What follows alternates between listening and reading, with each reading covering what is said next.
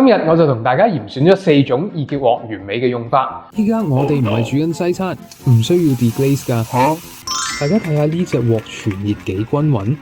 今次就順便分享埋我平時係點樣醃豬肉片㗎啦。大家睇下，完全唔黐㗎。接住落嚟，我就分享一個食咗29年嘅媽媽牌煎雞翼食譜，同少少炒小菜。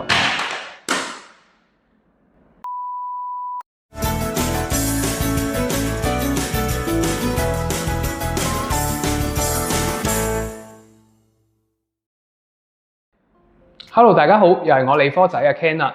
回顧翻之前拍過嘅片啦，介紹咗唔少小炒小菜，成日用隻鐵鑊嚟出鏡。之前有拍片分享過點樣開唔同嘅鐵鑊，已經開始有朋友有錯覺，覺得我淨係識得用鐵鑊。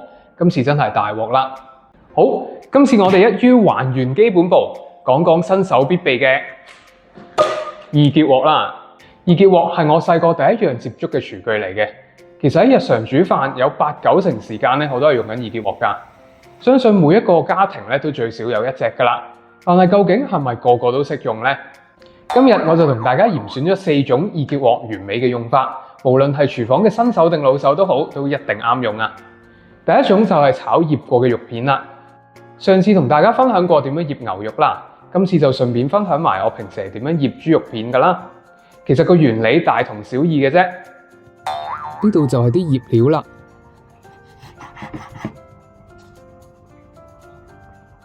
如果大家有興趣睇多啲特色食譜，或者對煮嘢食同食嘢有份執着，不妨撳個訂閱掣，得閒睇下我啲新片啦。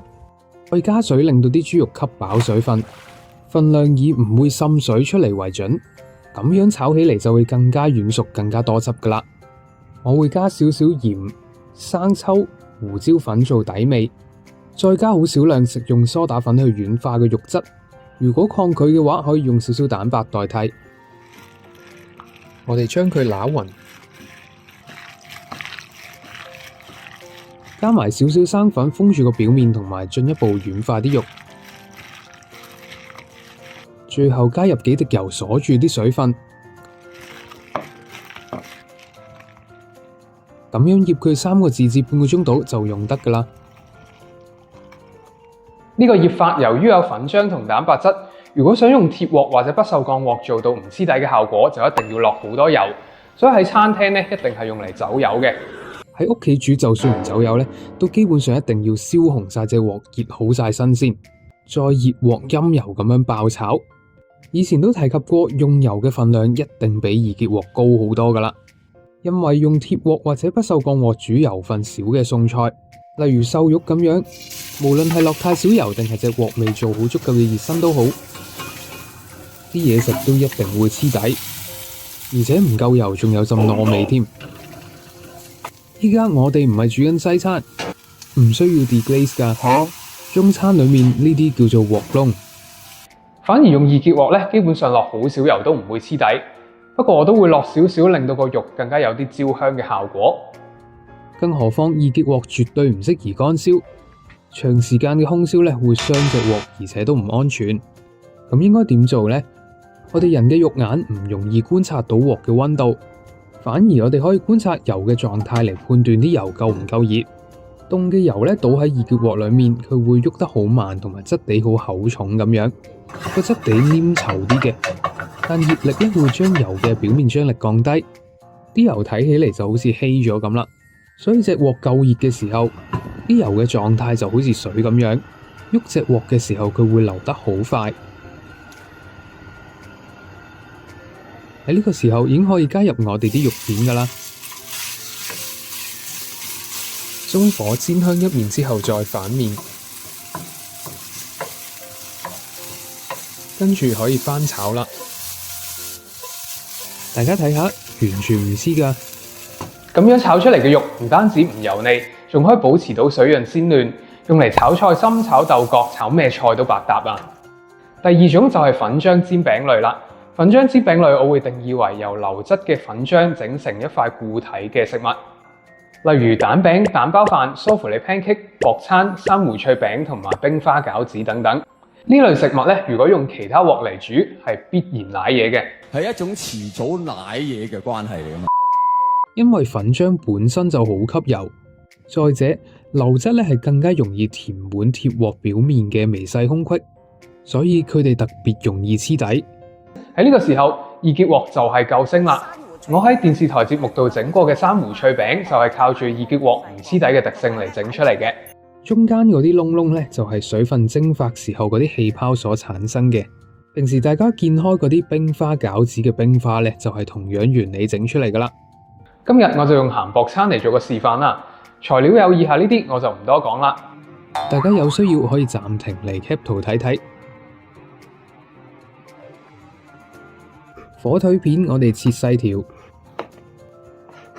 菜脯切細粒，或者好似我咁懶呢，就有啲切好咗連埋油撈埋一齊嘅菜脯，呢啲仲更加香口添。蔥就切碎佢，蝦米浸佢一晚之後切碎。蝦米我哋落少少油爆香，大家可以睇到都係唔黐鑊㗎。順帶一提啦。呢個意大利製造嘅意美全易結鑊之所以咁滑，係因為佢用咗4層嘅塗層技術。第一層底漆係用嚟穩固咁黐住啲鋁基材，等個塗層冇咁容易剝落。第二層就係用嚟增強個結構穩定性同埋耐用程度。第3層用滾輪精密塗布，提升咗個品質同外觀。第4層係特別霧面處理嘅功能加強層，全面提升佢個易結、抗刮同埋傳熱效果。呢個系列嘅易結鑊表面仲好有心思咁加咗意美廚廚師帽個 logo， 幾靚仔。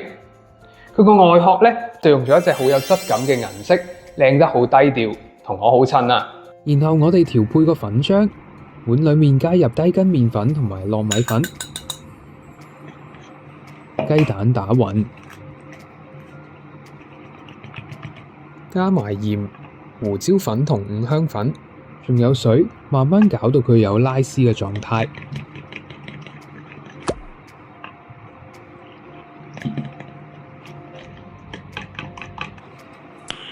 Nice。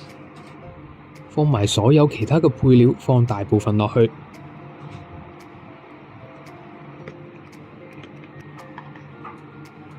跟住鑊裡面，我哋加入少少油燒熱，倒入啲粉漿攤平佢。用中細火煎香，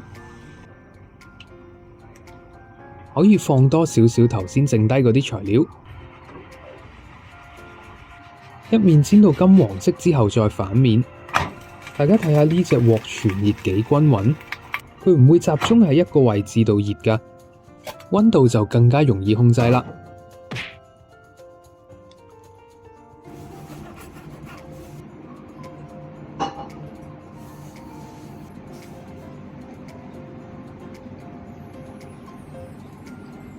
第3種用法就係用嚟煎肉同煎啲蛋白質高嘅嘢，煎蛋、煎豆腐、煎扒、煎雞翼、煎魚等等咧，絕對係唔少廚房新手嘅噩夢。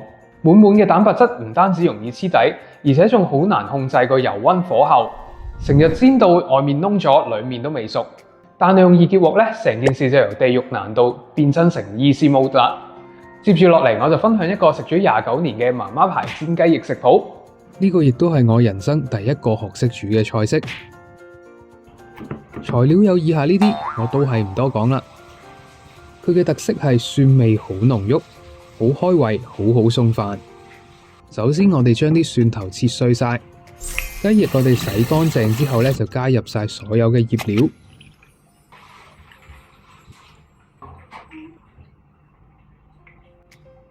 鎮江醋呢喺呢個食譜裏面好關鍵。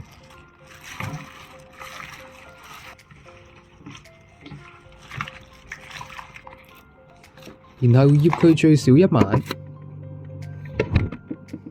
準備煎之前，我哋喺鑊度加入好少油燒熱，因為雞翼本身都有幾重油分，所以真係可以唔加油都得㗎。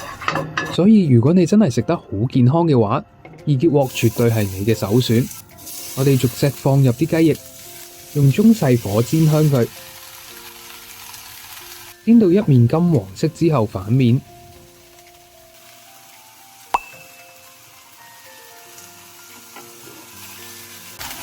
直到煎到兩邊都金黃色就可以上碟㗎喇。我鍾意加埋剩低嘅汁，加生粉水去勾個芡。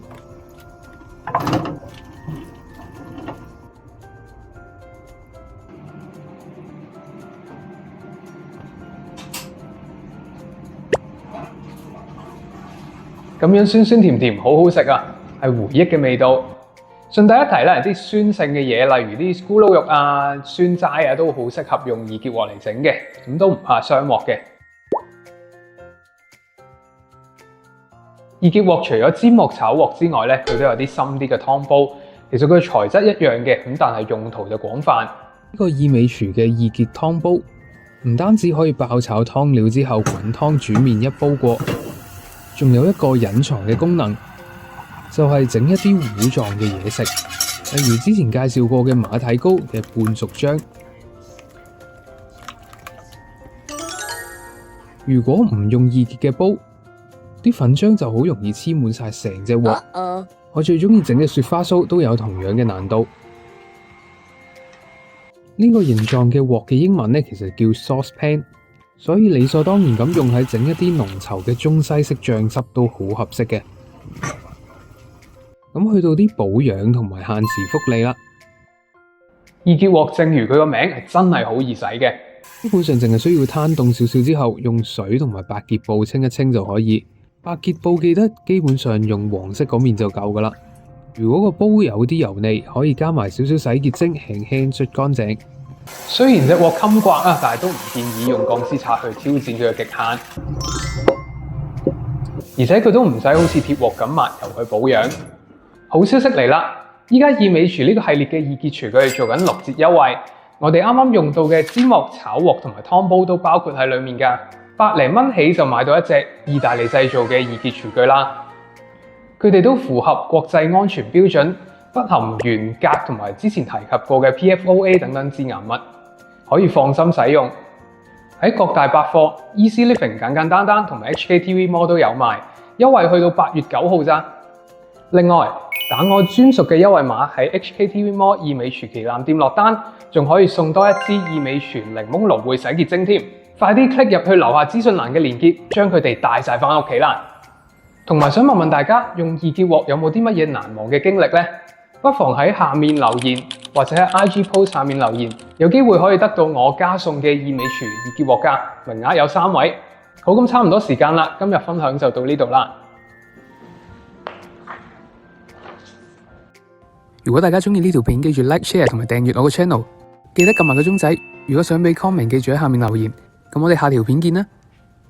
記得於還原基本步，講講新手必備嘅。